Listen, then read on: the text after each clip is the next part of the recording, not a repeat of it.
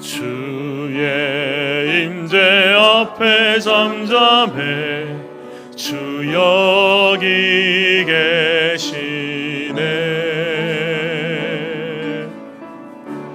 와서 모두 굽혀 경배해 신령과 진리로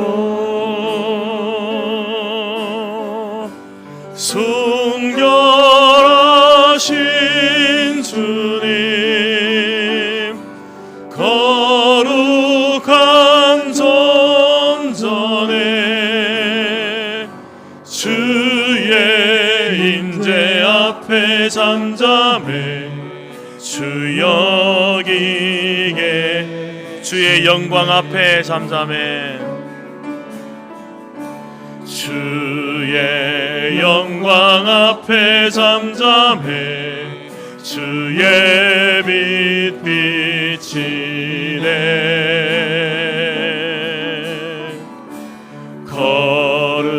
거룩한 불 태우시며 영광의 관수에 주 영광 찬란해 빛 되신 우리 왕 주의 영광 앞에 잠잠해 주의 빛 주의 능력 앞에 잠잠해 주의 능력 앞에 잠잠해 주 역사하시네.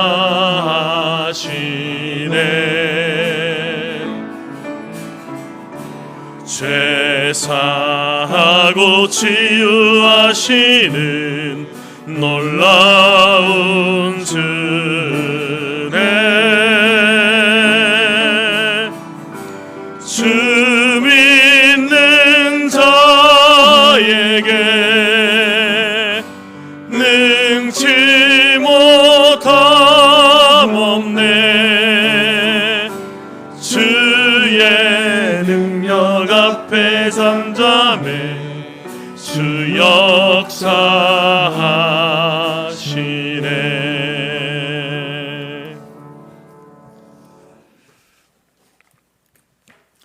여호와 우리 주여, 주의 이름이 온 땅에 어찌 그리 아름다운지요. 주의 영광이 하늘을 덮었나이다. 주의 대적으로 말미암아 어린 아이들과 젖먹이들의 입으로 권능을 세우시며 이는 원수들과 보복자들을 잠잠하게 하려 하심이니이다.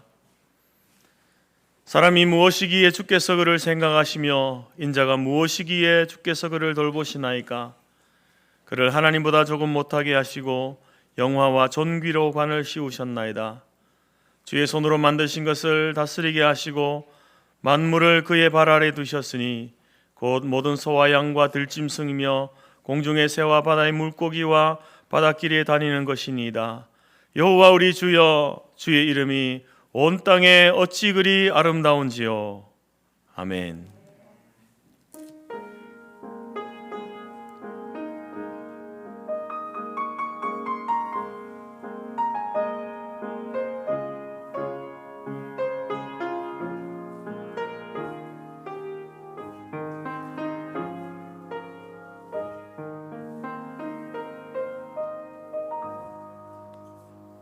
함께 사도신경으로 신앙 고백합니다.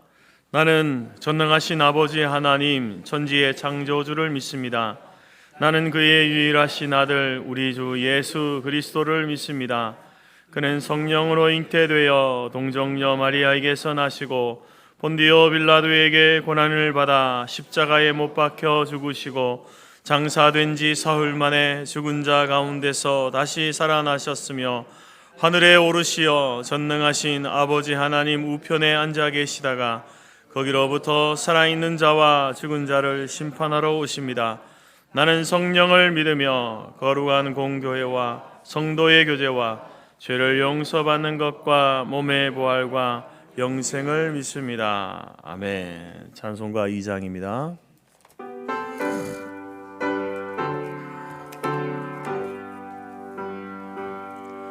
찬양 성부 성자 성령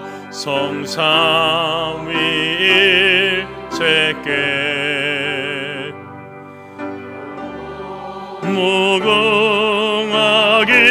무궁하기까지 영광을 돌리세 영광을 돌리세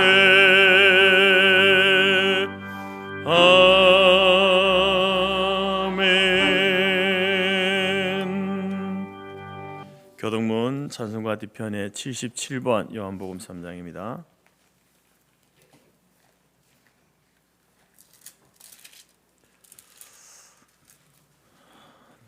교동문 77번 요한복음 3장입니다. 하나님이 세상을 이처럼 사랑하사 독생자를 주셨으니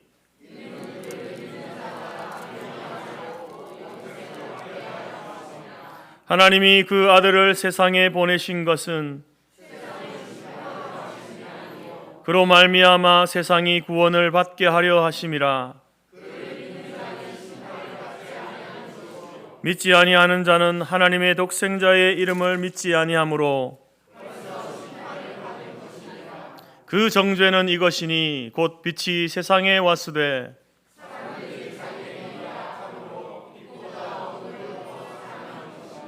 악을 행하는 자마다 빛을 미워하여 빛으로 오지 아니하나니 진리를 따르는 자는 빛으로 오나니 이는 그 행위가 하나님 안에서 행한 것임을 나타내려 함이라 하시니라. 아멘. 자리에 앉으시겠습니다. 찬송가 79장 찬송합니다.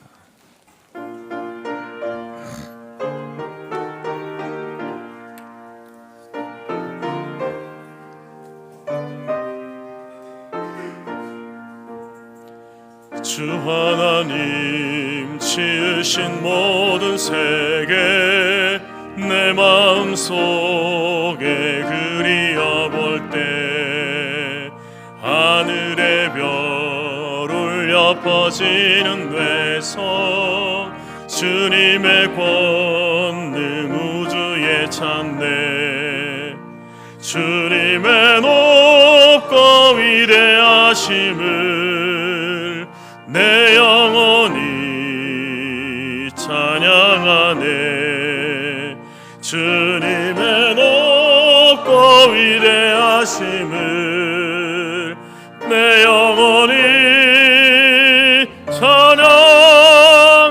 찬양하네 숲속이나 험한 산 골짜기에서 지적 위는 저 새소리들과 고요하게 흐르는 시냇물은 주님의 솜씨 노래하도다 주님의 높고 위대하심을 내 영혼이 찬양하네 주님의 높고 위대하심을 내 영혼이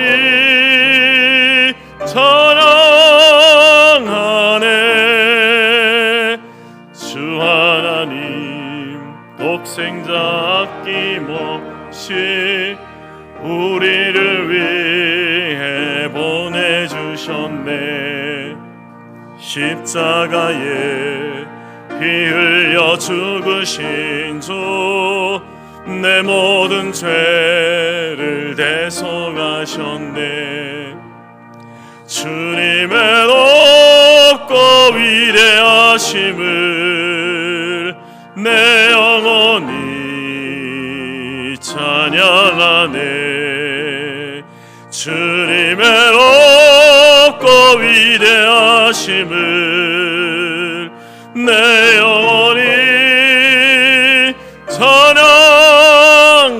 찬양하네 내 주 예수 세상에 다시 올 때 저 천국으로 날 인도하리 나 겸손히 엎드려 경배하며 영원히 주를 찬양하리라. 주님의 높고 위대하심을 내 영혼이 찬양하네. 주님의 높고 위대하심을 내 영혼이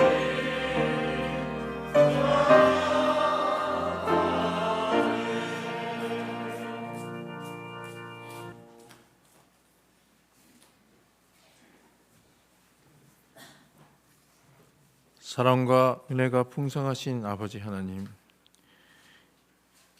2026년 신년을 맞아 드린 우리의 예배를 받아주시옵소서.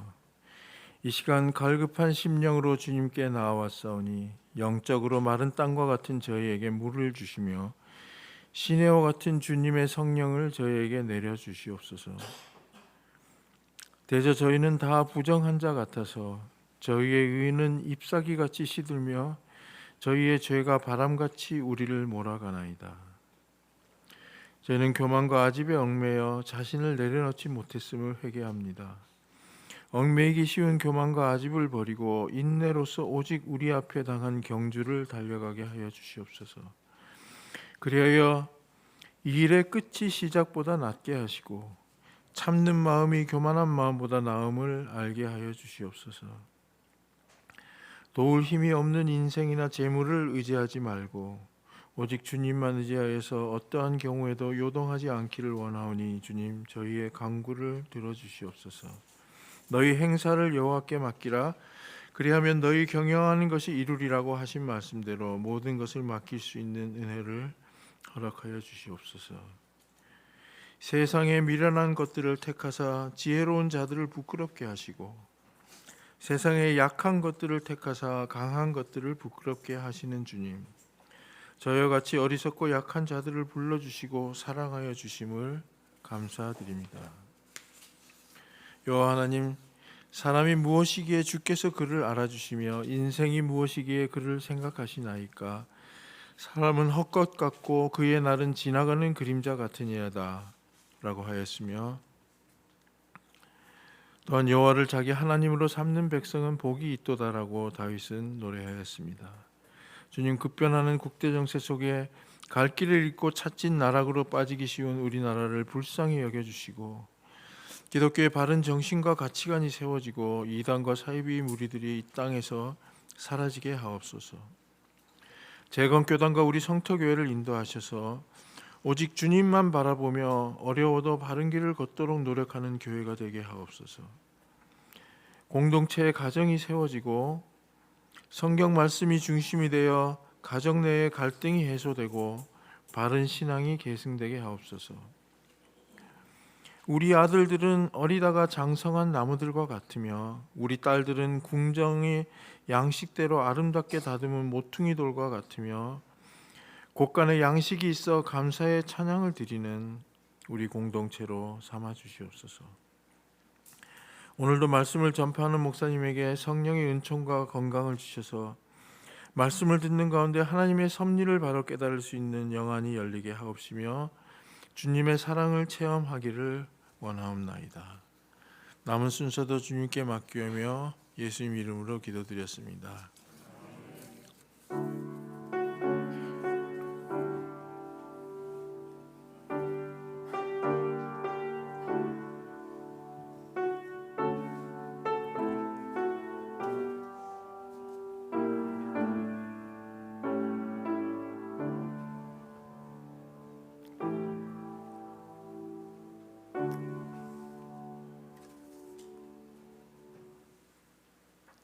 하나님은 영이시니 예배하는 자가 영과 진리로 예배할지니라. 우리 인사가 좀 달라졌네요. 우리 하나님의 형상을 사람의 형상으로 예수님이 오셨습니다. 주님의 이름으로 환영하고 축복합니다. 서로 인사하십시다. 하나님의 형상으로 지음받은 당신을 보니 하나님을 뵌 듯합니다. 같이 인사하시죠. 시작. 하나님의 형상으로 지음받은 당신을 보니 하나님을 뵌 듯합니다. 자, 새해가 오늘 둘째 주가 되었네요. 경건의 훈련을 시작하십시다. 첫째는 주일 성수고요. 둘째는 말씀 묵상, 성경 통독, 성경 필사, 그리고 매일 기도. 특히 우리 교회는 조금 성도들이 멀리 살아가지고 수요 기도가 좀 너무 참석하는 숫자가 적습니다. 수요 기도에 참석하면 많은 은혜의 시간이 되고요. 또 우리 주일날 일주일에 한 번밖에 안 오는데 그 중간에 징검다리 같은 역할을 수요 기도가 하고 있습니다. 많이 참석해 주시고요. 넷째, 순전한 헌금. 다섯째, 영혼 구원. 여섯째, 선한 사역에 동참. 전도 구제 선교 장학 사역. 일곱째, 주일 오후 성경 공부에도 열심히 동참해 주시기 바랍니다. 자, 직분자가 좀 빠진 분들이 있고 그래서 추가로 임명하게 되었습니다. 재정팀 부팀장의 유하나 집사님, 선교팀 부팀장의 윤미나 집사님, 선교팀원의 마혜리 집사님, 제1여선교회 박경인 권사님이 빠졌고요. 제3 여선교회 이은 권사님, 제5 여선교회 줄라자매 들어가게 되겠습니다. 그 다음에 2025년 4, 4분기 정기재직회 정기공동의회가 1월 25일 주일 2부 예배 후에 갔습니다. 정기공동의회 안건은 2025년 결산보고와 2020년 예산 수립입니다. 재직회는 재직들은 올해 재직으로 임명받은 분들이 다 참석하시고요. 공동의회는 본교회 등록된 세례교인이면 누구나 다 참석하셔야 합니다. 모임 안내입니다. 오늘 장로회 기도회 청소년부실에서 있고요. 사회선교부 사역 나눔이 오후 2시 청소년부실에서 있습니다. 부장과 각 팀장과 부팀장, 선교 전도 구제 경조입니다. 노회 겨울 행사 소식입니다. 노회 청년부 기도회가 1월 24일 저녁 7시 장소 본교회당에서 있습니다. 노회 장로회 총회가 1월 24일 오전 11시 대방교회당에서 있습니다. 노회 연합 재직 세미나인데요. 1월 31일 토요일 2시부터 5시 대방교회당에서 있습니다. 저희가 재직들이 한 해를 시작하면서 또 열심히 훈련도 하고 또 교육도 하고 이렇게 해야 되는데 노회에서 또 세미나를 하네요. 많이 참석하셔서 재직들의 역할과 또 앞으로 어떻게 재직으로서 해야 되는 건지 또 세미나에 참석하셔서 많이 생각하는 시간을 가졌으면 좋겠습니다. 교회 유초등부 겨울 성경 캠프입니다. 2월 22일부터 23일까지 본교회당에서 있습니다. 노회 청소년부 겨울 수련회입니다. 부산 노회 청소년부와 연합으로 하는데요. 2월 9일부터 11일까지 대전 동구 청소년 자연 수련원에서 있습니다. 교우 소식입니다. 김도노 목사님 15일부터 17일까지 영남노회 청소년 수련회 강의 나가시고요. 도금수 선교사님 선교 편지와 있습니다. 재건 세우신 교회 안치호 목사님, 이 내용은 제가 잘 모르겠습니다.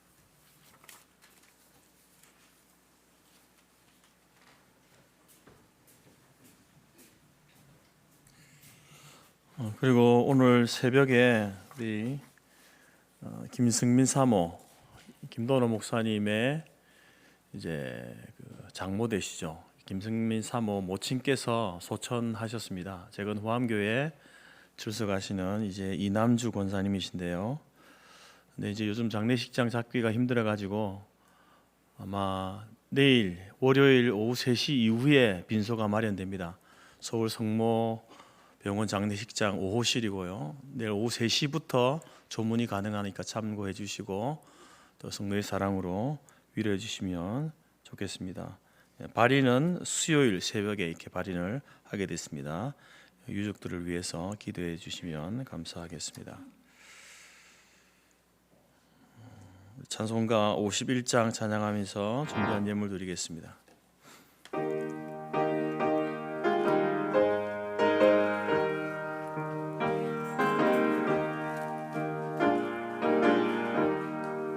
주님 주신 거룩한 날 기쁨으로 주 앞에 와 기도하고 찬양하며 주께 경배 드리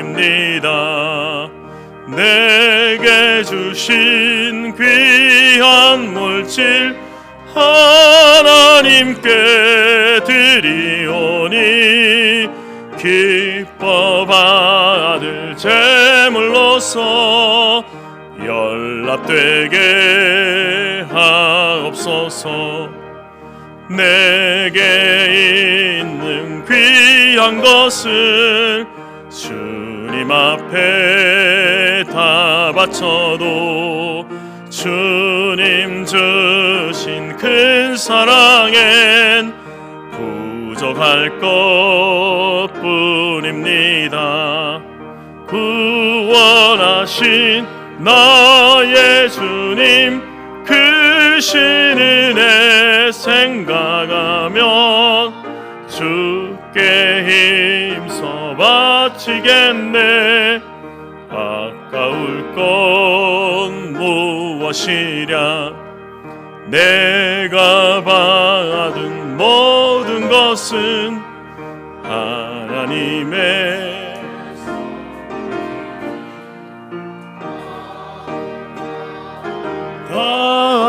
다하여서 겸손하게 드립니다.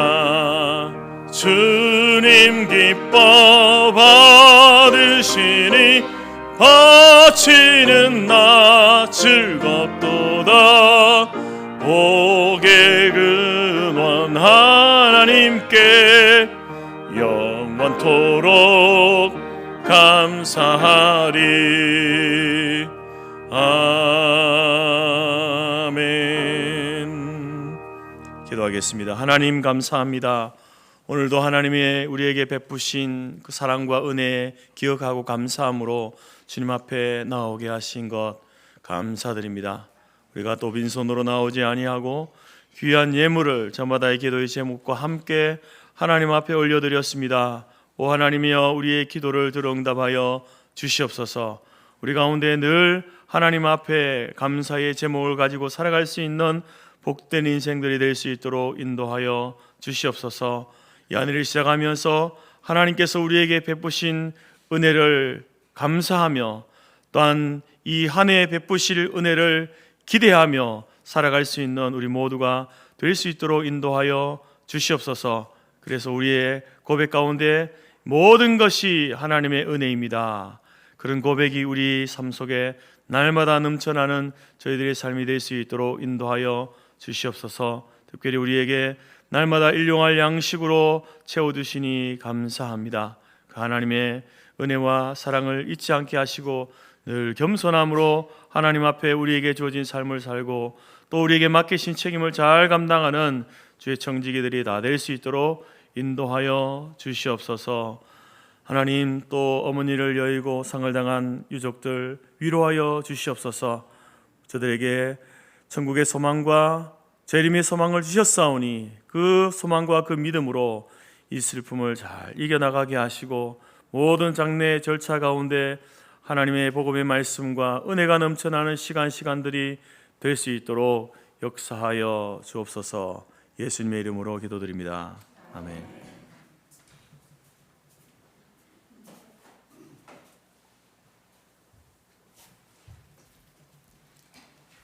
하나님이 우리에게 주신 말씀은 창세기 1장 1절에서 12절까지며 구약 1페이지입니다. 앞 화면에도 있습니다. 태초에 하나님이 천지를 창조하시니라.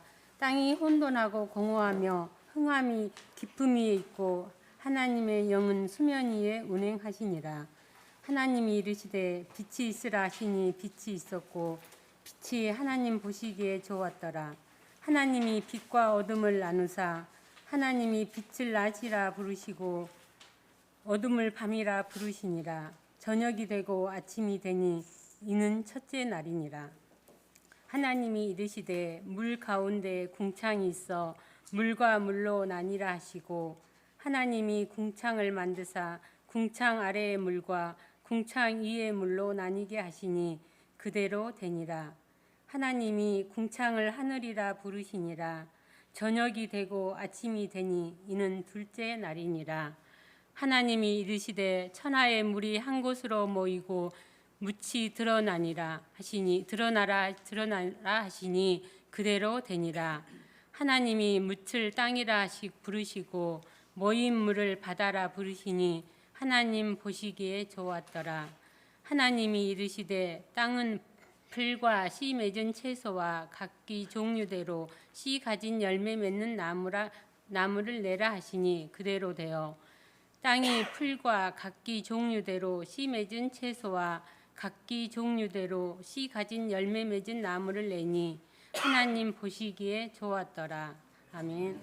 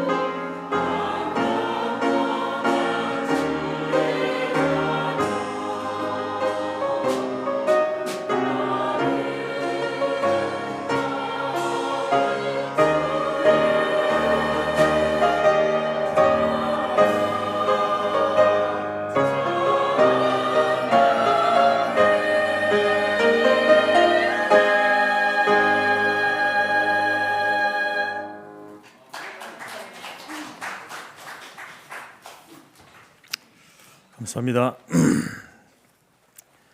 네, 우리 시작하면서 말과 행실을 예수의 이름으로 하는 교회, 여러분의 말과 행실을 예수의 이름으로 하는 성도, 이것이 올해 우리에게 주신 말씀이고 표입니다. 우리의 말과 행실은 세계관에서 나오죠. 가치관에서 나옵니다. 어떤 말을 하고 어떤 행동을 하는가, 이것은 아무런 배경 없이 하는 것이 아니죠. 여러분이 하는 말도 그 속에는 여러분이 알 수도 있고 모를 수도 있지만 가치관이 담겨 있습니다. 여러분의 행동도 여러분이 그냥 무의식 중에 하는 것이 아니라 거기에는 세계관이 담겨져 있습니다. 그래서 어떤 세계관을 가지고 있느냐, 그것이 바로 그 사람이 어떤 사람인가를 결정하는 것이죠. 그리고 하나님께서는 이제 그러한 말과 행동에 대해서 반드시 책임을 물으십니다. 무엇이 옳고 그른지에 대해서 책임을 물으시겠죠. 그런데 만약에 하나님께서 옳고 그른 것을 하나님이 알려주셔야 우리가 그것을 바르게 선택할 것 아닙니까? 그것을 알려주지도 않고 우리의 행위나 말에 대해서 책임을 지라고 하시면 불공평한 것 아닙니까? 라고 하실 수 있습니다. 그래서 하나님께서는 성경을 통해서 우리의 말과 행실을 어떻게 해야 될지 알려주셨습니다. 다시 말해서 우리가 이 땅을 살아가면서 어떤 가치관과 세계관을 가지고 살아가야 되는지 알려주셨습니다. 우리는 이 성경을 믿는 기독교인 아니겠습니까? 성경은 하나님의 말씀이다. 이것을 믿는 기독교인입니다. 그래서 참된 기독교인은 성경적 세계관을 가져야 되는 겁니다. 자기가 학교에서 배운 것, 경험을 통해서 얻은 것, 그런 가치관, 세계관이 아니라 하나님이 우리에게 일러주시는 그런 세계관, 인생관, 가치관을 가지고 살아가야 하는 것이 맞습니다. 성경적 세계관을 결정하는 중요한 4가지 요소가 있습니다. 그것은 바로 창조와 타락과 구속과 종말입니다. 따라합시다. 창조, 타락, 구속, 종말. 이 4가지 키워드가 우리가 세상을 바라보는 안경이다. 인생을 바라보는 안경이다 라고 여기시면 됩니다. 오늘은 이제 그 중에 이 창조에 대한 성경의 선언을 함께 나누고자 합니다. 만물이 어떻게 시작되었는가, 또 이 생명체가 지구상에 어떻게 존재하게 되었는가 하는 것은 역사 이래로 계속해서 사람들이 질문해 왔던 내용들입니다. 기독교는 이제 이 문제에 대해서 다른 종교나 철학이나 사상과는 확실하게 구별되는 매우 명확하고 확고한 견해를 갖고 있습니다. 바로 창세기 1장이 그것을 우리에게 선언하고 보여주고 있습니다. 오늘 본문 가운데서 우리가 읽었던 내용 가운데 중요한 3가지 단어, 그것을 통해서 우리가 이 성경적 세계관 중에 첫 번째 창조에 대한 내용을 배우고 또 우리가 그것을 확신케 되어지기를 바랍니다. 첫 번째 단어는 뭐냐면 창세기 1장 1절에 나오는 하나님이 천지를 창조하시니라 해서 나오는 그 창조입니다.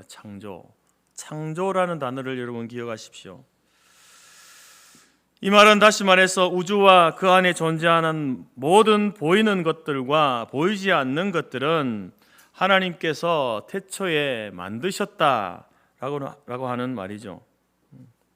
진화론자들이 주장하는 것처럼 이 세상이 오랜 진화의 과정을 거쳐서 우연히 생겨난 것이 이 세상이다, 우주다, 피조물이다 라고 하는 것을 우리가 믿는 것이 아니라 바로 하나님께서 창조하셨다. 보이는 것들과 보이지 않는 모든 것들을 창조하셨다라는 것이 창조라는 말입니다. 이 창조라는 이 이제 단어는 우리 한글로 번역되어진 거지만 원래는 이스라엘 사람들의 언어 아니겠습니까? 히브리어로 쓰여진 것이 성경입니다. 그래서 이 창조라는 단어를 쓸 때에 바라라고 하는 이 단어를 쓰는데요. 창조하다 이렇게 쓰는데 이 단어는 아무 사람들에게 쓸 수 있는 단어는 아닙니다. 이 단어는 누구에게 쓰는 단어인가? 창조주의 창조 행위에만 쓰여지는 단어입니다. 바라. 또한 이제 이 창조주의 창조 행위를 이야기할 때 이 바라라고 하나님이 창조했다, 창조주 조물주가 창조했다라고 할 때 그 창조의 의미는요, 어떤 재료를 가지고 창조했다는 말이 아니에요. 소위 말해서 무에서 유를 만들어내는 것, 그것을 일컬어서 바라 이렇게 이야기하는 거예요. 그리고 또 하나는 이제 그 창조주가 창조주의 어떤 계획과 목적에 따라서 지어진 것, 원래 계획하고 목적했던 의도대로 잘 만들어지고 지어진 것을 표현할 때에 봐라 이렇게 표현하는 거예요. 창조라는 표현을 쓴다는 겁니다. 여러분, 우리가 이제 사람들에게도 이런 표현을 쓰지 않습니까? 그 사람 참 창조적인 사람이야. 여러분, 사람들에게 창조적이라고 말할 때에 그 의미는 다른 의미입니다. 사람들에게 창조적이다라고 말할 때는요, 이제 하나님의 형상으로 지음받은 인간이 그 하나님을 닮아서 가지게 되어진 어떤 상상력과 독창력, 그것을 이렇게 드러내는 무언가를, 어떤 일을 하거나 무언가를 했을 때에 그 사람을 일컬어서 저 사람 참 창조적인 사람이야 이렇게 말하는 거예요. 이것은 이제 아무것도 없는 중에서 무언가를 만들어낸 게 아닙니다.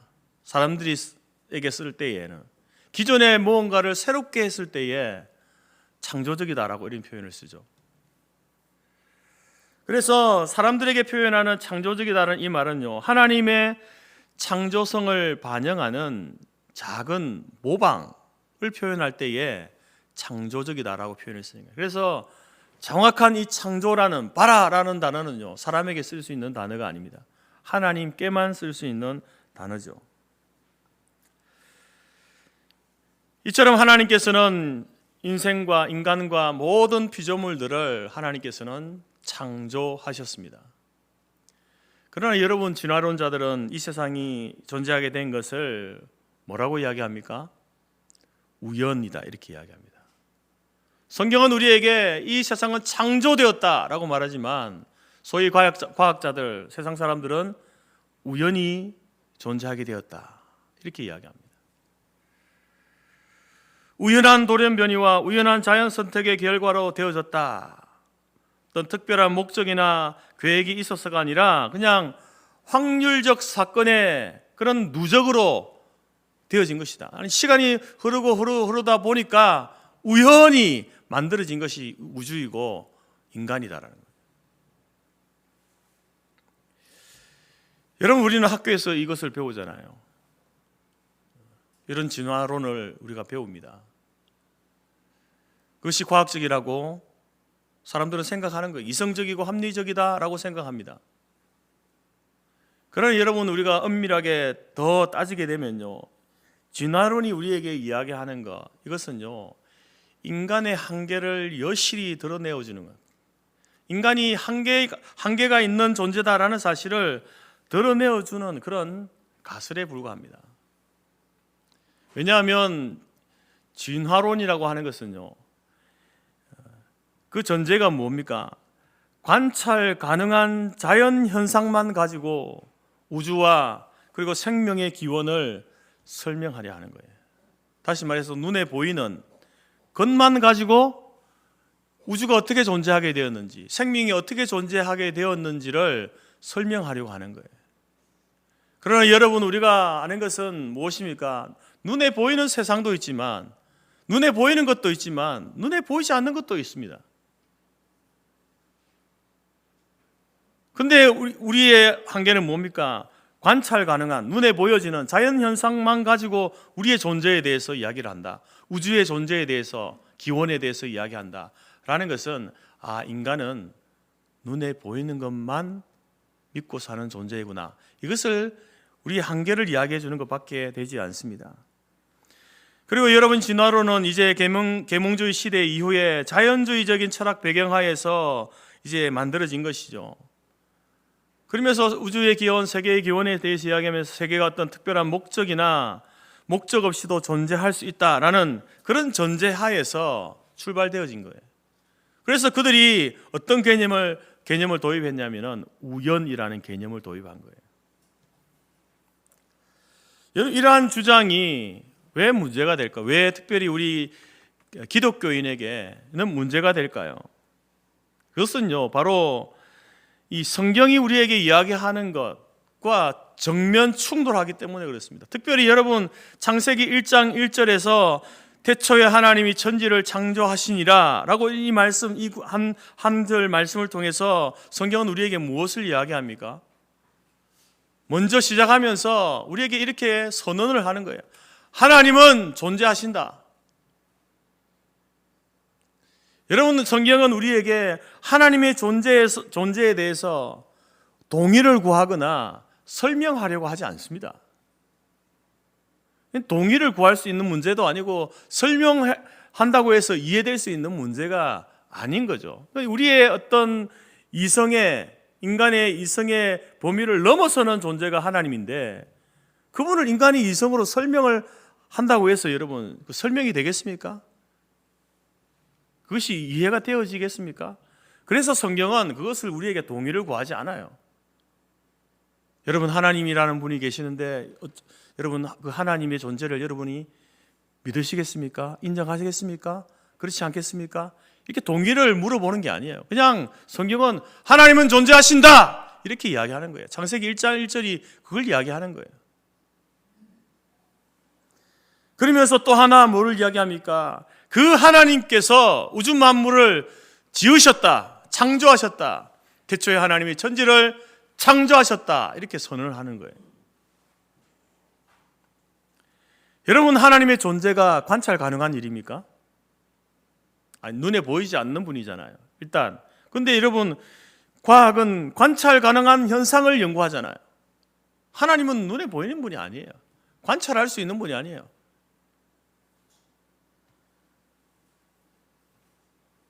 그렇기 때문에 여러분, 성경은 우리에게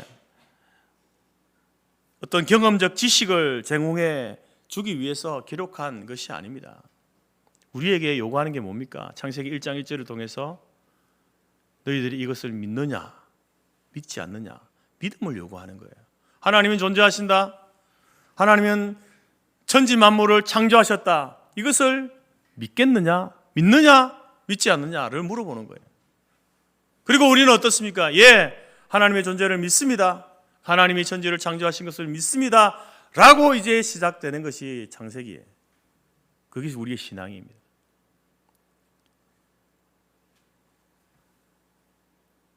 그렇다고 해서 여러분, 그러면 진화론은 경험이 가능하고 관찰 가능하고 반복되어지고 논리적이고 이성적이고 합리적이고 과학적인 그러한 주장입니까? 아닙니다, 여러분. 진화론은 과학이 아닙니다. 엄밀히 따지면요, 진화론도 우리에게 무엇을 요구하냐면은 믿음을 요구하는 거예요. 진화론도 가설 아닙니까? 반복되고 경험되어진 게 아니에요. 근데 하나의 가설에 불과한 거예요. 근데 우리에게 학교에서는 우리에게 그것을 이제 가르치죠. 사실인 것처럼 가르치지만 진짜는 우리에게 무엇을 요구하냐면 진화론이 있어. 우주가 이렇게 생성하게 되었고 인간이 이렇게 만들어지게 되었어. 이것을 네가 믿겠느냐 물어보는 게 진화론이에요. 근데 우리는 거기에 대해서 따지지도 않고 묻지도 않고 따지지도 않고 그냥 그것을 받아들인 거예요. 믿은 거예요. 그게 여러분 우리가 배워왔던 진화론입니다. 여러분, 과학을 우리에게 이야기하는 게 아니에요. 창조도 마찬가지고 진화도 마찬가지고 우리에게 요구하는 게 뭡니까? 믿음이에요. 무엇을 믿겠느냐? 진화를 믿겠느냐? 창조를 믿겠느냐? 이것을 우리에게 물어본다라는 것이죠. 여러분, 만약에 우리가 진화론을 믿고 진화론에 주장하는 우연이라는 그 개념을 우리가 받아들여 가지고 이 우주가 이 세상이 우연히 만들어졌구나. 그리고 인간이라는 존재도 우연히 만들어졌구나 라는 것을 우리가 인정하게 되어지면 여러분, 그것이 왜 문제가 될까요? 거기에는요, 하나님의 존재도 없을 뿐더러 하나님의 창조와 섭리, 이 세상이 우주 만물이 인간이 하나님의 창조와 섭리를 통해서 되어진 것이 아니라 단순히 어떤 확률적 사건의 결과로 되어진 것이다 라는 것을 믿는 거예요. 그러니까 우리의 믿음과는 정반대가 되는 거죠. 그런데 여러분, 하나님을 믿는다, 기독교 신앙을 가지고 있다라고 하면서도 진화론을 믿는 사람들이 있습니다. 하나님을 믿는 게 아니잖아요. 하나님을 인정하지 않는다니까요. 눈에 보이지 않는 분을 인정하지 않아요. 근데 우리는 교회 다니는 사람 중에 진화론을 믿는 사람도 있다는 거예요. 예를 들어서 제가 이런 설명을 한번 해보겠습니다. 제가 바닷가 모래사장에서 길을 가다가 모래에 박혀 있는 시계를 하나 주었어. 시계를 하나 주었는데 사람들이 묻는 겁니다. 장 목사, 어떻게 해서 그 시계를 갖게 되었어?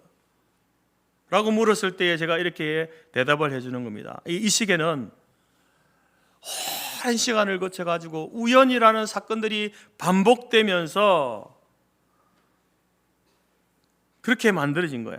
수많은 시간 동안 파도가 바위에 부닥치고 또 모래와 모래가 서로 부닥치면서 쌓였다가 흩어졌다가 쌓였다가 흩어졌다가 이런 일들이 계속 오랜 시간 반복되다가 그 어느 시점에 우연히 그 모래들이 탁 모여져 가지고 시계라는 게 되었어. 근데 내가 그 바닷가 모래사장을 가다가 그렇게 우연히 만들어진 그 시계를 내가 발견했지 뭐야. 그래서 내가 이 시계를 차고 있어. 여러분, 이렇게 제가 설명하면 여러분 저를 어떻게 보시겠습니까? 장 목사, 좀 제 정신이 아닌 것 같은데, 이렇게 생각하지 않겠습니까? 이게 논리적인 설명입니까? 여러분이 이성으로 받아들일 수 있습니까?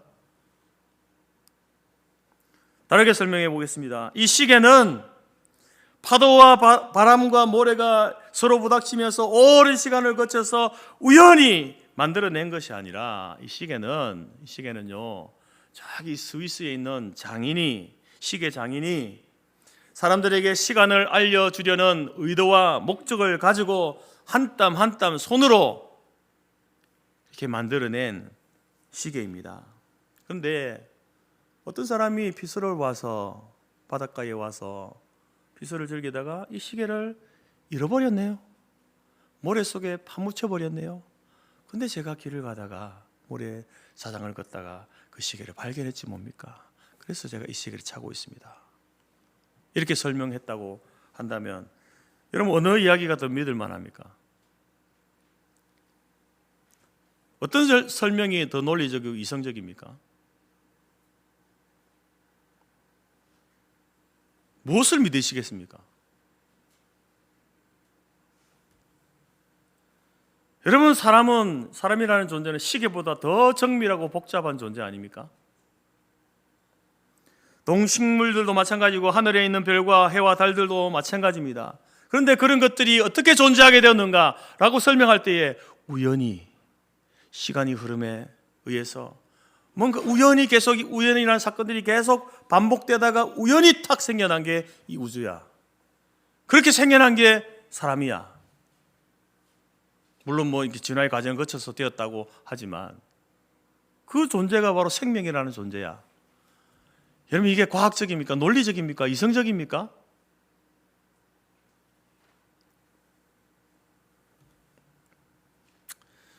제가 학교 다닐 때 저는 물리를 잘 하지도 못했고 크게 관심도 없었지만 준비하다가 보니까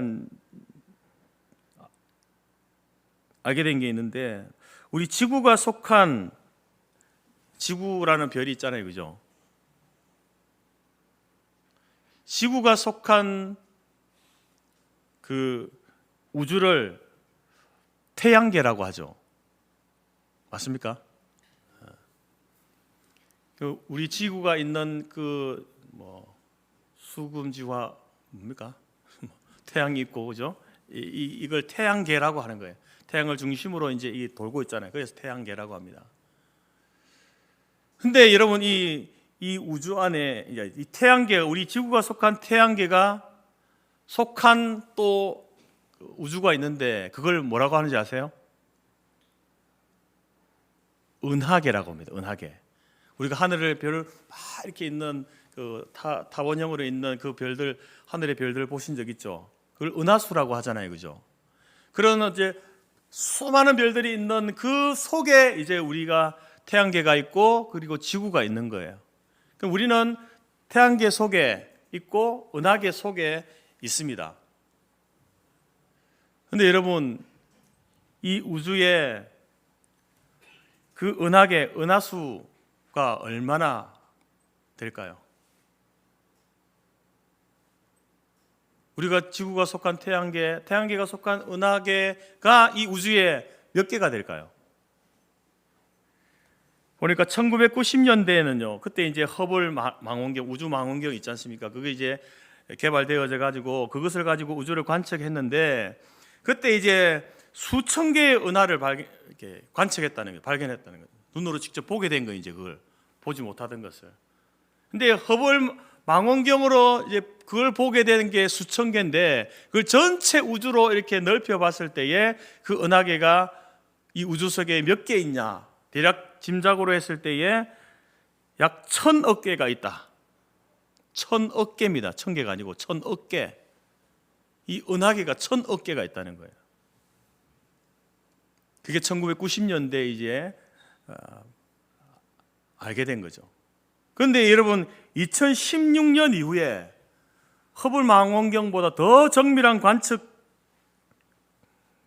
데이터 분석을 통해서 이 은하계의 수가 몇 개라고 밝혀진지 아세요? 1990년대 몇 개라고요? 은하계가 1000억 개. 그런데 2016년 이후에는요, 그 은하계가 약 2조 개. 조라는 우리 단위를 잘 모르잖아요. 억도 사실은 힘든 단어인데 2조 개. 그런 결론을 내렸다는 겁니다. 그런데 그러면 이제 한 30년 후에 그럼 또 이제 과학자들이 이야기, 우리가 그때 2조 개인 줄 알았는데 보니까 제가 볼 때 제가 짐작하건데 더 많더라 이렇게 될 겁니다. 근데 그 많은 우주와 그리고 그 속에 있는 우리는 보지도 않을 만큼의 작은 한 인간이지만 그런 모든 존재들이 우연이 되었다? 저는 그거 못 믿겠습니다. 차라리 태초에 하나님이 창조하셨다. 그게 저는 더 이성적으로 논리적으로 제가 받아들일 수 있겠어요.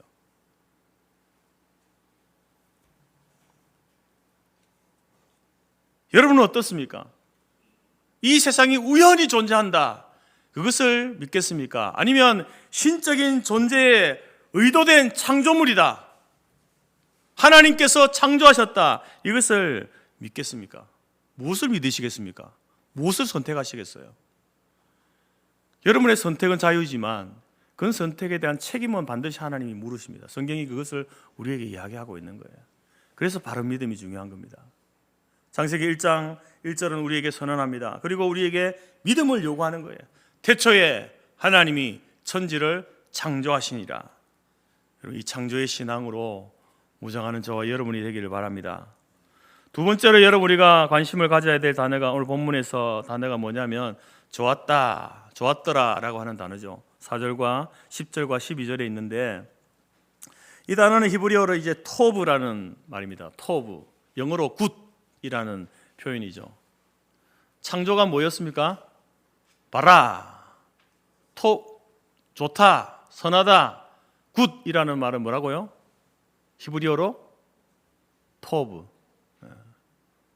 그래서 여러분들이 이제 누가 뭘 잘하면 굿이라고 표현하지 말고 토브. 이렇게 하면 조금 더 있어 보이지 않겠습니까?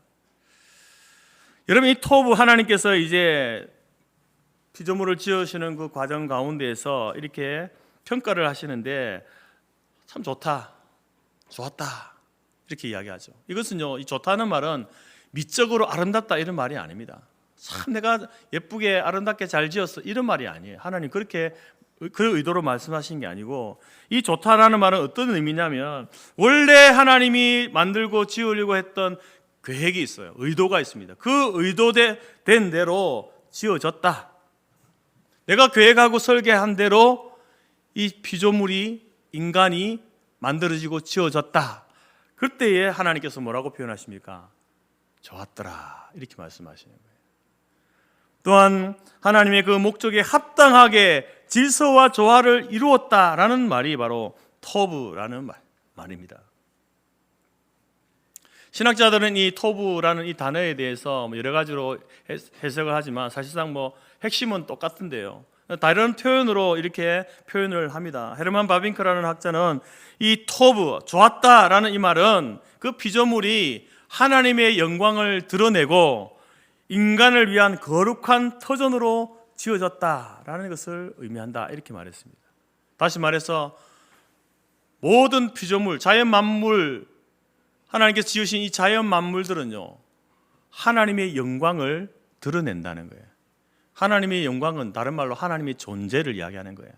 하나님이 계시다라는 것을 자연 만물이 드러내는 거예요. 겨울에 눈 내리는 설산, 가을에 단풍의 그런 모습들, 그런 장엄한 광경들을 보면서 사람들이 와! 경탄하는 이유가 뭐겠습니까? 아름다움 때문도 있지만 여러분이 모르는 것 가운데 하나님께서 우리에게 심어 놓으신 것 가운데 그것을 보면서 우리의 존재가 뭘 보는 거야? 하나님의 존재를 보는 거예요. 아, 하나님이 계시는구나. 그래서 여러분, 사람들이 그런 아름다운 자연을 볼 때 막 좋아하고 즐거워하잖아요. 소위 힐링이 된다고 하죠. 저는 그것이, 물론 그것이 아름답기 때문에 그 이유도 있지만요, 우리의 존재가 무의식 가운데 하나님의 존재를 보는 거예요. 그래서 여러분, 사람들이 힐링이 되고 놀라고 경탄하고 좋아하는 거예요. 근데 여러분, 바로 이 헤르만 바빙크가 그것을 이야기하는 거예요. 이 자연 만물들이 바로 하나님을 드러낸다, 우리에게 하나님이 존재하신다는 것을 알려준다. 그리고 또 이 자연 만물들이 인간을 위한 거룩한 터전이다. 그 하나님께서 이 피조물을 지으실 때에 인간을 위해서 지으신 것이다. 그 의미가 좋았더라, 이런 표현이라는 거예요. 또 다른 표현으로는 이렇게 좋았다라는 이 말, 토브라는 단어를 해석을 하는데, 본래 죄와 결핍이 없는 상태로 지어졌다. 이 모든 피조물과 인간은요, 본래 죄가 없고 부족함과 결핍이 없는 상태로 완벽한 존재로 지어졌다. 그 의미가 토브라는 말이에요. 토브. 그래서 여러분, 한마디로 하면 하나님이 지으신 창조의 세계는요, 완벽한 세계입니다. 완벽한 세계. 오늘 본문에서는 이제 좋았다라는 표현이 3번이지만 1장 전체에 보게 되면 7번 좋았더라, 이렇게 표현되어 있습니다. 창세기는 여러분, 하나님의 감동으로 된 성경이지만 이제 모세를 통해서 하나님께서 기록하게 하셨잖아요, 그죠? 모세가 하나님의 창조에 대해서 기록할 때에, 모세가 직접 본 건 아니거든요, 하나님의 창조를. 그 창조를 기록할 때에 하나님께서 지으시고 좋았다, 좋았더라, 좋았더라, 이것을요 7번 사용합니다. 그건요 그냥 그렇게 사용한 게 아니에요. 모세의 의도가 있는 거예요. 의도된 표현입니다. 의도된 숫자예요. 유대인들은 7이라는 숫자를요 완전수라고 생각합니다. 그런데 모세가 창조의 사건을 기록하면서 7번 좋았다라고 이렇게 표현한 것은 바로 하나님이 창조가 완전하고 충만하고 하나님의 뜻에 온전히 합당하다라는 것을 모세가 강조하고 있는 거예요. 하나님께서도 스스로 지으시고 좋았다라는 표현을 통해서 그것을 이야기하고 있듯이 모세도 하나님의 창조의 사건을 기록하면서 하나님의 창조는 완전하고 충만하고 온전하다라는 것을 강조하고 있는 것입니다. 그래서 여러분, 우리가 살고 있는 이 세계는 하나님께서 복을 쏟아 부어 놓으신 완전한 세계예요. 하나님이 지으시면서 복을 갖다 부어 놓은 거예요. 또한 독생자를 보내실 정도로 사랑하는 세계가 바로 이 세상이고, 무언가 부족하고 어설픈 그런 세계가 아니라 더 이상 누구도 더 이상 손댈 것 없는 완벽한 세계가 하나님이 지으신 세계입니다. 그런데 사람들은 이것과 배치되는 주장을 합니다. 다른 주장을 하죠. 대적하는 주장을 합니다. 반대되는 주장을 하면서 또 어떤 사람들은요 그 반대되는 주장을 자기도 모르게 받아들이고 따라가는 거예요. 여러 가지 주장들 있지만 대표적으로 2가지만 말씀드리겠습니다. 첫 번째는 자연주의입니다. 자연주의는 뭐냐면 우리의 존재와 우리의 삶에 일어나는 모든, 우주에서 우리의 삶에 일어나는 모든 현상들을요 자연 법칙으로만 설명하는 거예요. 다시 말해서 눈에 보여지는 그것만 가지고 설명하려고 하는 거예요. 그게 자연주의입니다. 자연주의. 백화점에 가도 자연주의 만든 옷도 있고 뭐 음식도 있고 있잖아요. 근데 우리가 자연주의 하면은 이렇게 좋은 이미지로 다가오지만 실제로 여러분 자연주의 하면요, 그냥 성경과는 정반대되는 그런 주장, 사상, 철학입니다. 배경이 그래요. 출발이 그렇습니다. 하나님의 존재를 인정하지 않아요. 눈에 보이는 것만 믿겠다는 거 아닙니까? 그러나 여러분, 이 세상이 눈에 보이는 것만 있습니까? 눈에 보이지 않는 것들도 있어요. 눈에 보이지 않는 하나님이 계시잖아요. 우리는 그 하나님을 믿는다고 하면서 자연주의 철학을 따라가고 있는 사람들이 있다는 거예요. 자기가 무엇을 따라가는지 모르는 거예요. 자연주의는 우주와 생명을 이야기할 때에 창조주 하나님을 제외시키는 거예요. 우리의 창조신앙과는 정면으로 대적되는 사상이 자연주의 사상입니다. 자연주의입니다. 또 하나는 뭐냐면 유물론이라는 거죠. 유물론 사상. 세계의 본질을 물질로 보고 정신과 영적 세계를 부정합니다. 사람도 그런 거예요. 사람은 물질적인 존재이지 정신이나 영적인 세계가 있는 게 아니다. 그래서 인정하지 않습니다. 여러분, 이것이 왜 우리에게 유해하고 위험한 철학이고 사상일까요? 인간을 물질적 존재로만 보는 겁니다. 인간을.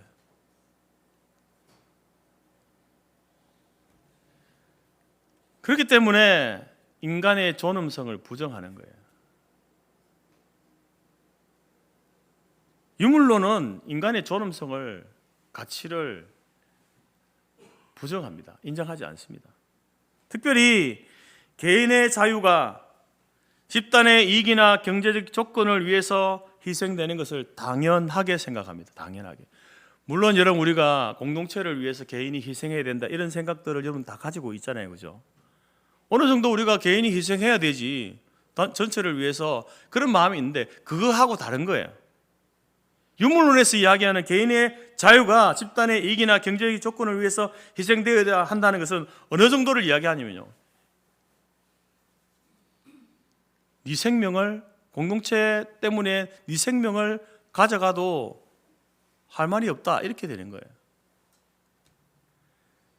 이러한 유물론 사상으로 인하여서 구소련의 스탈린 공산주의 체제 하에서 이 유물론 사상 때문에요, 수백만 명의 사람들이 숙청을 당하고 강제 노동에 끌려가고 기아로 죽임을 당하게 됩니다. 왜 그래요? 왜 개인의 자유가 그렇게 되었습니까? 공산주의, 그 체제를 지키기 위해서 개인을 그렇게 희생시킨 거예요. 중국의 마오쩌둥 시대 문화혁명도 마찬가지입니다. 수천만 명의 사람들이 굶주리고 정치적 박해로 사망을 하게 되어집니다. 어디에서 기인한 걸까요? 유물론에서 출발된 거예요. 인간은 물질적인 존재이기 때문에 영혼 정신 내는 거 필요 없어. 우리 공동체를 위해서는, 우리 공산주의 체제를 위해서는 개인이 희생이 돼야지. 그래서 죽여버리는 거예요. 북한의 김정일 시대 때의 고난의 행군도 같은 결이에요. 같은 결. 유물론. 여러분, 우리가 사람들이 살아가면서 이 땅에, 현대에 돈이 필요하고 경제가 중요하지 않습니까? 돈도 필요하고 경제가 중요합니다. 그렇다고 해서 여러분, 우리가 열심히 돈 벌고 잘 먹고 잘 입고 살아가는 그것이 여러분 최고의 가치는 아닙니다. 필요한 것이긴 하지만요, 이것을 최고의 가치로 여기고 살아가서는 안 된다는 거죠. 만약에 여러분, 우리가 이 땅에서 돈 잘 벌고 잘 먹고 잘 입고 살아가는 그것이 최고의 가치라고 한다면요, 하나님께서는 인간을 어떻게 지으셔야 하냐면 돈을 기가 막히게 벌 수 있는 그런 능력을 우리에게 주셔야 돼요. 다양한 방법들이 있겠죠. 그런 모든 한 사람 한 사람에게 그런 방법들을 다 줘가지고 돈 잘 버는 기능적인 존재로 우리를 만들어야 되는 거예요. 만드셔야 되는 거예요. 그래야 하나님이 지으시고 보고, 야, 잘했다, 내가 좋다, 내가 계획하고 의도한 대로 잘 됐다, 이렇게 말할 수 있는 거죠. 근데 우리 이 세상은 어떻습니까, 여러분?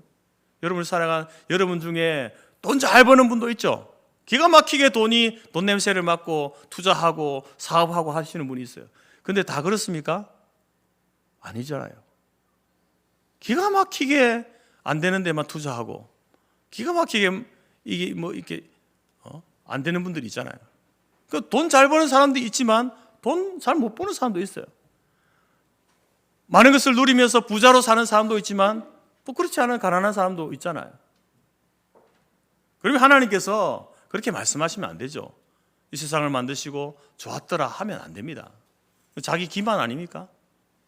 잘 못 만들어 놨잖아요. 여러분, 왜 하나님께서는 우주 만물을 만드시고 인간을 만드시고 난 후에 좋았다라고 이렇게 말했습니까? 하나님이 생각하는 최고의 가치는요, 돈이 아니라는 거예요. 경제가 아니라는 겁니다. 뭡니까? 하나님의 형상이에요. 사람을 지으실 때 하나님의 형상으로 지으셨다. 그게 무슨 말입니까? 좋았다라는 말이에요. 다시 말해서 인간의 존엄과 가치는 돈이나 경제에 있지 않고 하나님의 형상에 있다라는 것을 이야기하는 거예요. 그래서 모든 인간은 하나님 형상으로 지음받았습니다. 하나님 형상할 때 모양이 아닙니다. 모습이 아니에요. 겉모습이 아니에요. 인사할 때 하나님의 형상으로 지음받은 당신을 보니 하나님을 뵌 듯합니다. 보는데 하나님 같지가 않아 모습이. 그래서 여러분 웃으셨죠? 그런데 그 형상은요, 우리의 겉모양을 이야기하는 게 아닙니다. 우리가 인간의 존재가 가치 있고 의미 있고 한 이유는요, 바로 우리 모두가 하나님의 형상으로 지음받았기 때문에 모든 인간은 존엄한 것이고 가치 있는 존재입니다. 하나님의 형상이라는 말을 다른 말로 이렇게 표현하게 되면 하나님께서 독특하게 지으신 피조물이다. 그리고 이 땅을 다스리도록 하나님이 만드신 모든 피조 세계를 다스리도록 창조된 위대한 존재다라는 의미가 하나님의 형상이라는 의미예요. 그렇기 때문에 여러분, 모든 인간은 그렇게 지어진 거예요. 하나님이 지으신 모든 피조물들을 다스리는 독특한 존재, 그런 능력을 가진 존재로 우리를 위대한 존재로 지으셨습니다. 그렇기 때문에 사람들마다 여러분 뭐 흑인이고 인종들 간에 사람들 간에 우열이 없는 거예요. 누구는 뛰어나고 누구는 열등하고 이런 게 없습니다. 또한 약육강식의 논리가 사람들에게 적용되어서는 안 되는 것이죠. 하지만 이 세상의 그 사상과 철학들 어떻습니까? 하나님이 없다라고 주장하는 진화론을 신봉하는 독일의 나치즘이 있는데, 여러분, 독일의 나치즘, 왜 그 사람들이 그렇게 수많은 사람들을 죽였을까요?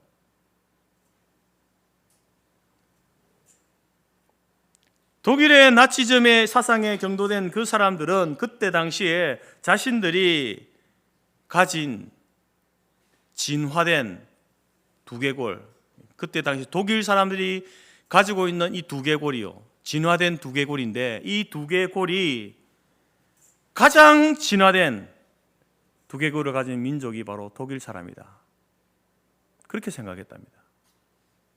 그리고 그렇지 못한 유대인들이나 장애인이나 그 당시 집시, 떠돌아다니는 사람들 있잖아요.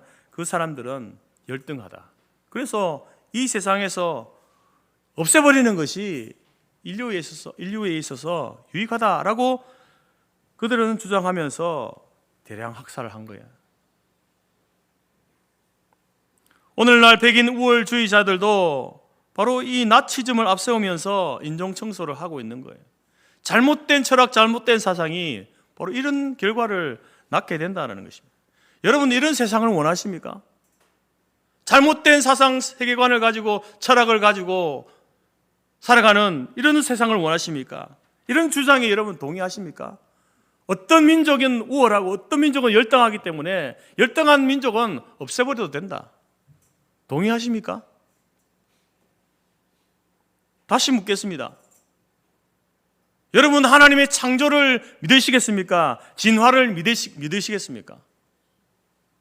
하나님의 창조를 믿는 사람은 인간의 우열이 없다, 약육강식의 그런 세계가 아니다, 모든 사람이 존엄하고 가치 있는 존재다, 이것을 믿는 거예요.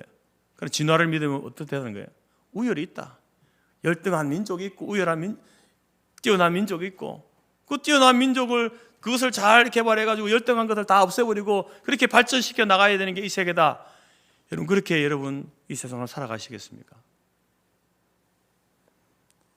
오늘 하나님께서는 우리에게 선언합니다. 하나님의 창조는 완전하고 완벽합니다.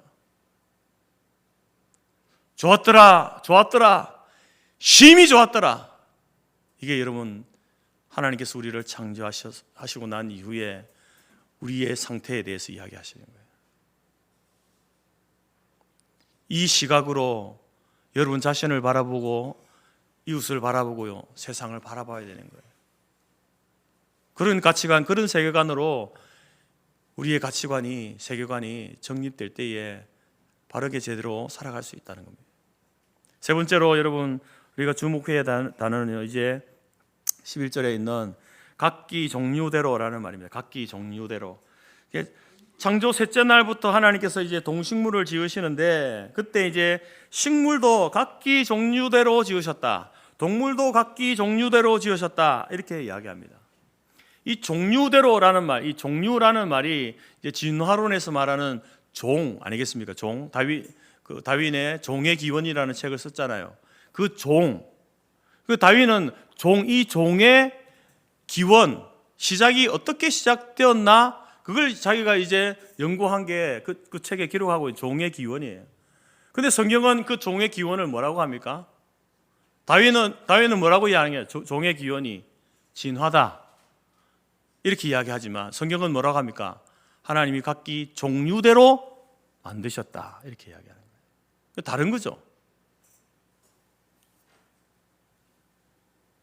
서로 다른 종의 식물들 종류대로 번성하여 하도록 지으신 것이 하나님의 창조의 질서입니다. 하나님께서 이렇게 종류대로, 각각 종류대로 창조하신 것을 인간이 임의로 바꿀 수 없다라는 말이 되기도 합니다. 사람은 사람이고요, 남자는 남자고 여자는 여자죠. 코끼리는 코끼리죠. 하마는 하마죠. 그렇게 지으셨다는 거예요. 원숭이는 원숭이이고 침팬지는 침팬지입니다.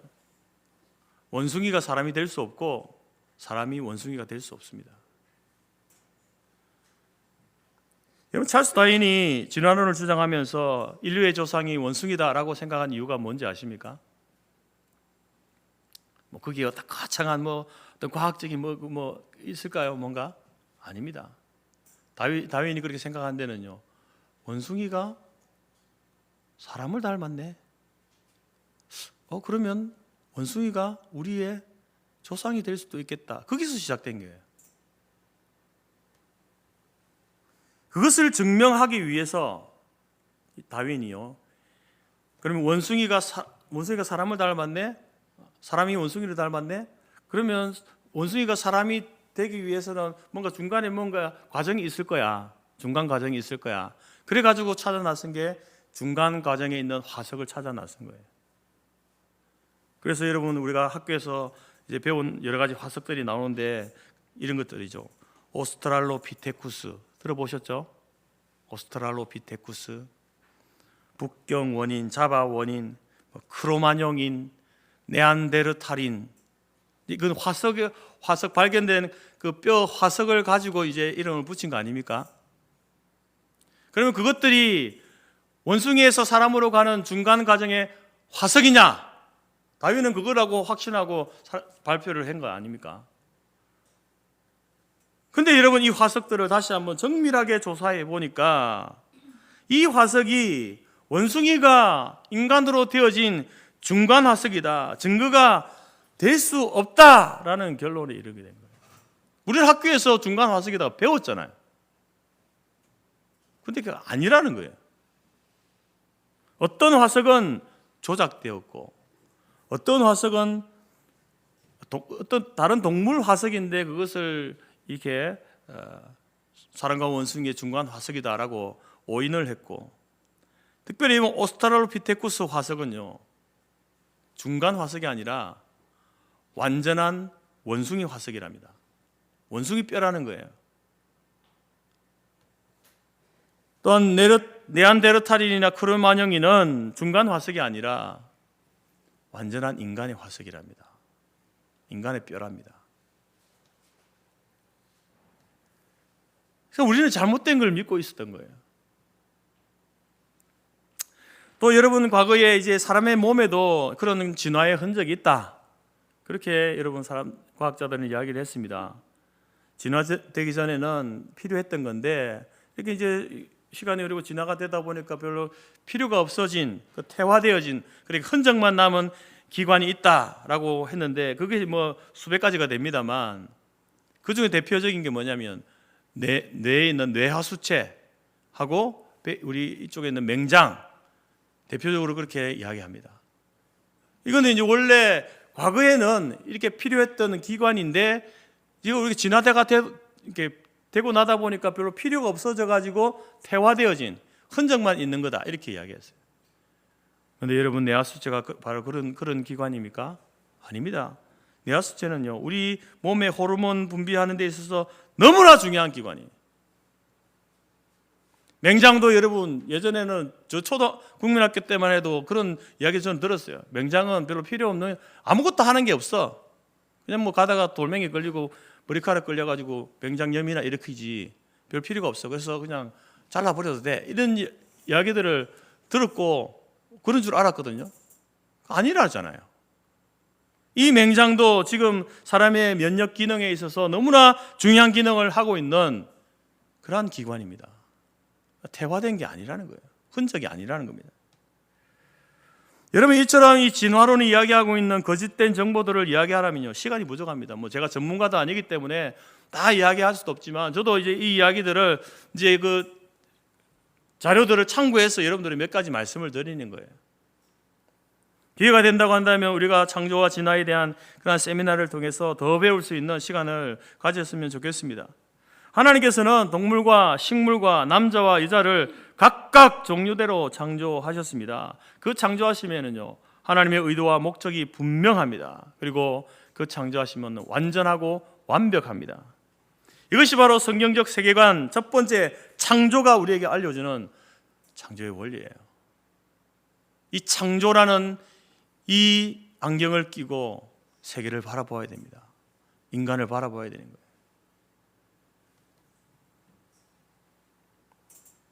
여러분, 이러한 것들은 우리의 이해가 요구되는 내용이긴 하지만, 그렇다고 해서 성경은 우리에게 이해를 요구하지 않습니다. 뭘 요구한다고요? 믿음을 요구합니다. 믿겠느냐, 믿지 않겠느냐, 이걸 선택하라는 거예요, 우리에게. 하나님은 존재하신다. 하나님의 존재를 믿을 것을 우리에게 이야기하고 있는 거예요. 믿으라고 하는 거예요. 하나님께서 창조하셨다. 성경이 여러분 창조의 방법이나 목적을 우리에게 이야기하지만 최소한으로 설명합니다. 오히려 이 창조를 믿어라, 이렇게 요구하는 거죠. 말씀으로 창조하셨다, 흙으로 지으셨다, 믿어라, 이렇게 얘기하는 거예요. 하나님께서 창조하신 것은 완벽하고 완전합니다. 그렇기 때문에 보존할 가치가 있고 존엄과 인권과 가치가 있다, 이렇게 이야기하는 거예요. 여러분, 이런 믿음을 통해서 세상을 바라보아야 됩니다. 진화론의 믿음을 가지고 세상을 바라볼 것인가, 인간을 바라볼 것인가, 창조의 믿음을 가지고 세상과 인간을 바라볼 것인가, 여러분, 우리가 선택해야 되는 거예요. 그 선택에 따라서 삶이 달라지는 겁니다. 인생의 결과가 달라지는 거예요. 하나님의 심판도 달라집니다. 창조의 신앙을 가질 때에 우리는 세상을 바르게 볼 수 있고 인간을 바르게 볼 수 있으며 인간을 바르게 대할 수 있게 된다는 겁니다. 사랑하는 성도 여러분, 창조의 신앙에 있어서 세 가지를 꼭 기억하십시오. 창조, 좋았더라, 각기 종류대로. 이 세 가지를 통해서 거짓된 믿음인 진화론에 더 이상 속지 마시기 바랍니다. 창조론의 신앙으로 무장하여서 세상의 거짓되고 잘못된 세계관과 싸워서 승리하고 나아가는 우리 교회와 우리 모든 성도들이 되어지기를 주님의 이름으로 축복합니다. 기도하겠습니다. 하나님, 감사합니다. 오늘 창세기 1장 말씀을 통해서 하나님이 존재하신다, 하나님이 온 우주 만물을 창조하셨다, 하나님의 창조하심은 완벽하고 완전하다 라고 한 하나님이 선언하시는 이 내용을 하나님, 제가 믿겠습니다. 이 믿음을 가지고 세상을 바라보고 이 믿음을 가지고 인간을 바라보고 나 자신을 바라보며 살아가겠습니다. 결단하는 우리 모두가 될 수 있도록 도와주시옵소서. 잘못된 철학, 잘못된 사상, 잘못된 세계관을 가지고 살아감으로 인하여서 하나님 우리의 인생이 마지막 하나님 앞에 섰을 때에 실패한 인생으로 징계받지 아니하도록 하나님 우리가 이 하나님이 알려주시는 바른 세계관 가치관으로 무장하여서 이 세상을 살아갈 수 있는 우리 모두가 될 수 있도록 도와주옵소서. 예수님의 이름으로 기도드립니다. 아멘. 찬송가 478장입니다.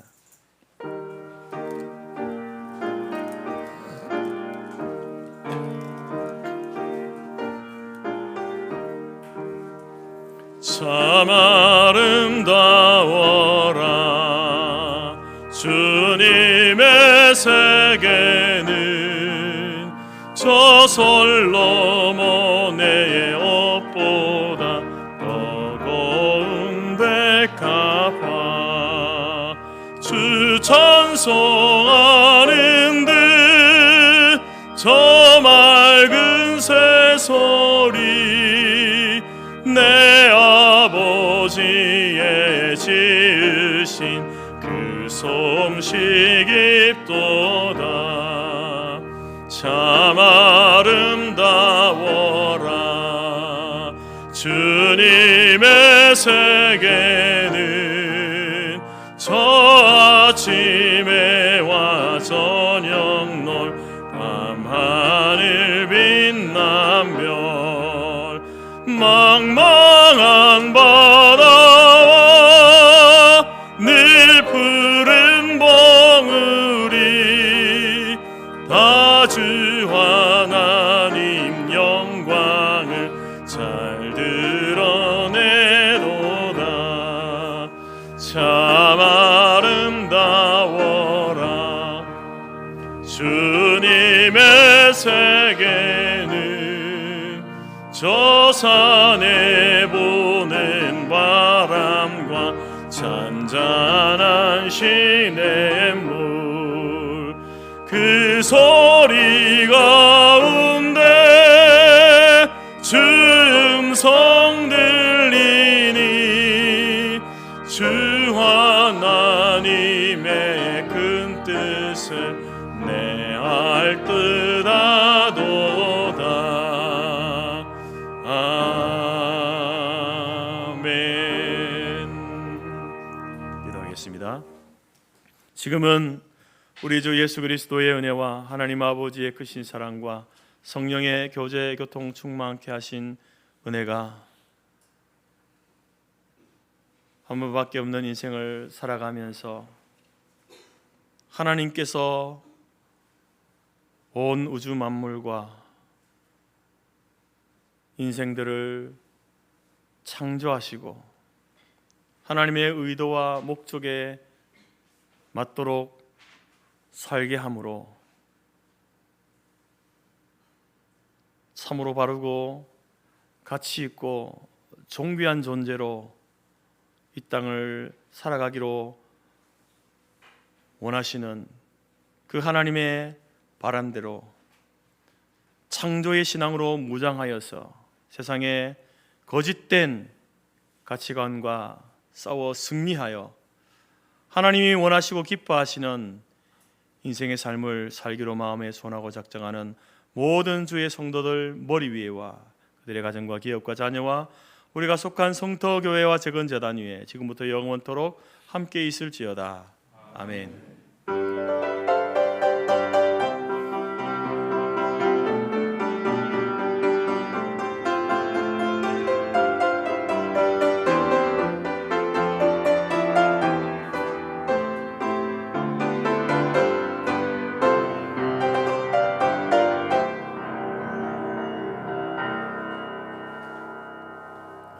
예배를 마쳤습니다. 가셔서 또 식사 교제 나누시기 바랍니다.